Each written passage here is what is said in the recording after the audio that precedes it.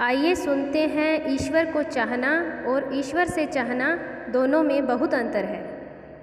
एक नगर के राजा ने यह घोषणा कर दी कि कल जब मेरे महल का मुख्य दरवाज़ा खोला जाएगा तब जिस व्यक्ति ने जिस वस्तु को हाथ लगा दिया वह वस्तु उसकी हो जाएगी। इस घोषणा को सुनकर सब लोग आपस में बातचीत करने लगे कि मैं इस सबसे कीमती वस्तु को हाथ लगाऊंगा।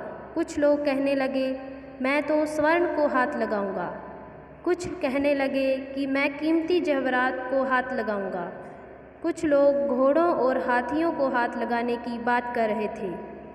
उसी वक्त महल का मुख्य दरवाज़ा खुला और सब लोग अपनी अपनी मनपसंद वस्तुओं को हाथ लगाने के लिए इधर उधर दौड़ने लग गए।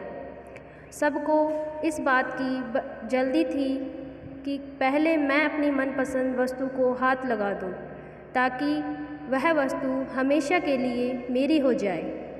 और सबके मन में यह डर भी था कि कहीं मुझसे पहले कोई दूसरा मेरी मनपसंद वस्तु को हाथ ना लगा दे। राजा अपने सिंहासन पर बैठा सब कुछ देख रहा था और अपने आसपास हो रही भाग दौड़ को देखकर मुस्कुरा रहा था। उसी समय उस भीड़ में से एक छोटी सी लड़की आई और राजा की तरफ बढ़ने लगी। राजा उस लड़की को देखकर सोच में पड़ गया और फिर विचार करने लगा कि यह लड़की बहुत छोटी है, शायद यह मुझसे कुछ पूछने आ रही है।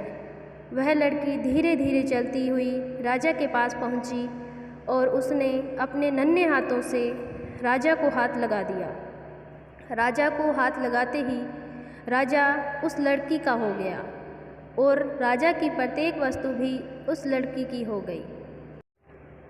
जिस प्रकार उन लोगों को राजा ने मौका दिया था और उन लोगों ने गलती की, ठीक उसी प्रकार ईश्वर भी हमें हर रोज़ मौका देता है और हम हर रोज़ गलती करते हैं।